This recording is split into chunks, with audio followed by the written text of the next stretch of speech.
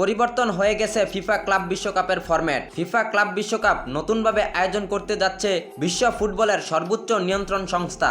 এবার 32 দলের অংশগ্রহণে অনুষ্ঠিত হবে ক্লাব বিশ্বকাপ। একেবারে ফিফা বিশ্বকাপের মতো এক মাস জুড়েই চলবে ফিফার এই বৃহত্তম টুর্নামেন্টটি। ক্লাব বিশ্বকাপ অনুষ্ঠিত হতে যাচ্ছে 2025 সালের জুন থেকে। 2025 সালের জুনের 15 তারিখ থেকে জুলাইয়ের 13 তারিখ পর্যন্ত চলবে ফিফা ক্লাব বিশ্বকাপ। 6 কনফেডারেশনের 32 দলের মধ্যে হবে লড়াই। যুক্তরাষ্ট্র ফিফা ক্লাব বিশ্বকাপের আয়োজক দেশ।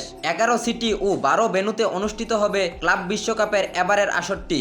এর মধ্যে ক্লাব বিশ্বকাপে অংশ নেওয়ার জন্য যোগ্যতা অর্জন করা 32 দলের নাম চূড়ান্ত করেছে ফিফা। জানা গেছে 5 ডিসেম্বর অনুষ্ঠিত হবে ক্লাব বিশ্বকাপের গ্রুপ পর্বের ড্র।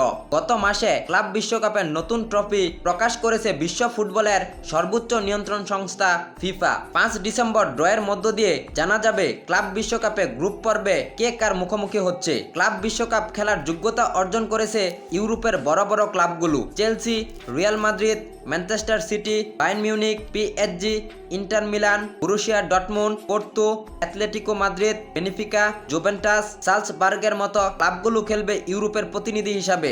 দক্ষিণ আমেরিকা থেকে Palmeiras, Flamengo, Fluminense, Botafogo, River Plate, Boca Juniors আছে ক্লাব বিশ্বকাপে। এছাড়া লিওনেল মেসির ইন্টার মায়ামিকেও দেখা যাবে ক্লাব বিশ্বকাপের এবারের আসরে। খেলবে নেইমারের ক্লাব আল হিলালু।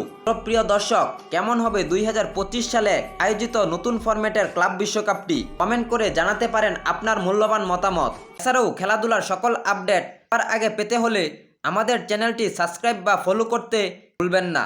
ধন্যবাদ সবাইকে।